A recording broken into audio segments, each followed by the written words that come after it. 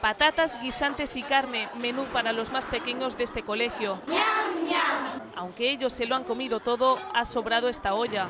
Pero aquí no se tira nada. Lo que sobra se coloca en estos tuppers para llevar a familias necesitadas. Tienen problemas para llegar a final de mes, entonces a estas familias les damos esta comida congelada en condiciones sanitarias 100%. Recuperar alimentos, así se llama esta iniciativa que empezó como una prueba piloto en 2014. Ahora son ya 7 escuelas las que se han unido al proyecto. Nos ha permitido recuperar hasta 1 tonelada de alimentos. También es una manera de sensibilizar a los niños con la comida. Por un lado, ser un poco coherentes con el modelo educativo y lo que intentamos explicar a nuestros hijos, de que la comida es un bien y que no se puede tirar, ¿no? ni echar a perder. Y por otro lado, pues las familias que necesitan estos recursos, pues que tengan acceso.